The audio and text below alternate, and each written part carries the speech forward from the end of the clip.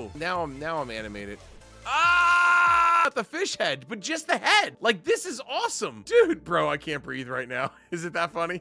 This is the big brain idea channel here, ladies and gentlemen. We need to write this one down. This is freaking hilarious. Imagine if I did this and I was able to change my voice to go along with this. But this is all just inside of OBS, man. I really like this one. The bulge pinch shader. I've never looked at this one before. Here we go. My biggest faults. I don't let things marinate. You should be very, very, very, very, very extremely proud of me that I have kept some things pretty consistent over the last week or two. I'm not good at that. I want to see results and I want to see them immediately.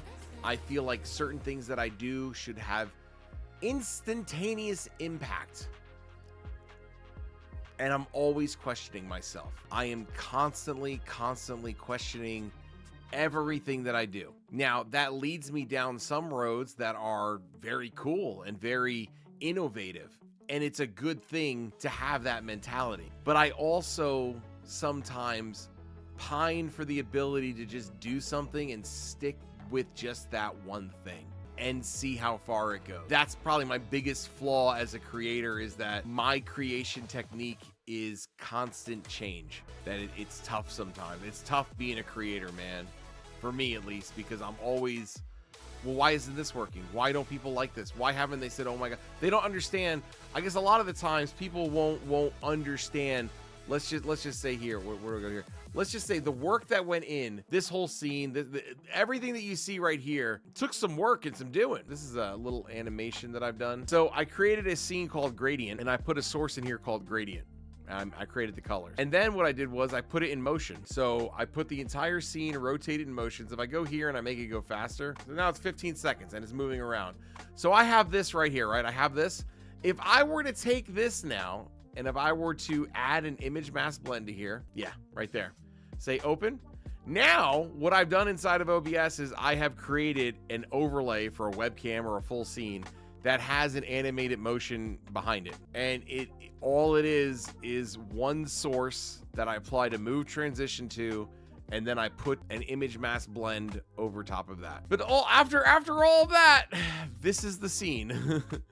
This is the scene that I think gets you where the promised land is trying to take you. It's just keeping it simple, man. This is the sexy. I had a long conversation with ChatGPT today, and I put it inside of the tech forum.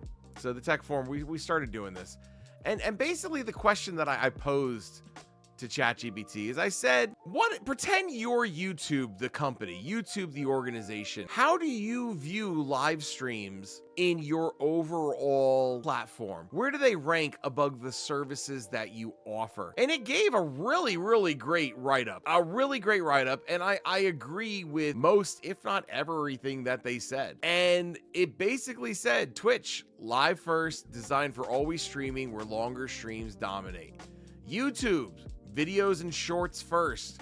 Streams should be polished, structured, and replayable rather than endless. What that gives me the idea to do on YouTube is I could do one live stream a week on YouTube, and I could say, can I beat this level in 60 minutes? And it'll get into the algorithm for a week, having it scheduled, and people will know that that is a video that they're going to want to watch, and then it has repeatability, but it also has a start and an end.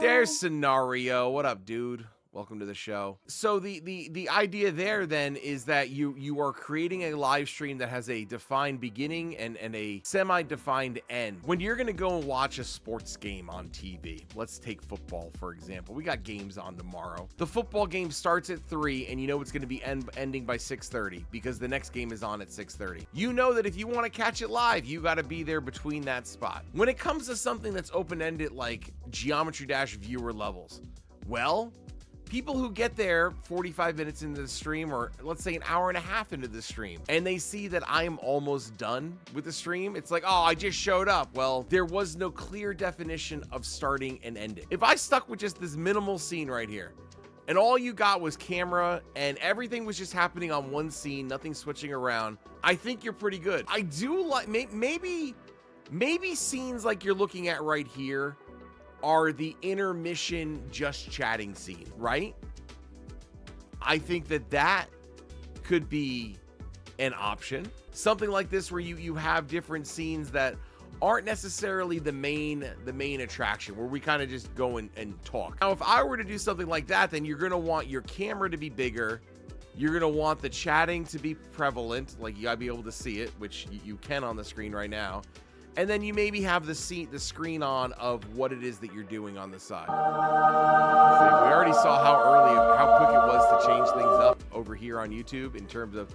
So, I mean, on Twitch, I know that some people make the blind, they make that a bits redemption. So something that has a large effect on the streamer, it would make people have to spend money on it instead of channel point redemption. This is a tip for you. If you want to download inside of Canva, just something like this. I just wanted a PNG. It's all I want. I wanted to be transparent. But it's like, oh, there needs to be something else on here. Well, just put text in here like this and move the text behind it. And now you broke the system. Now you could download and it says, all right, that one passed go. You're good to go. It's just that easy. I hope you all learned something today. Au revoir.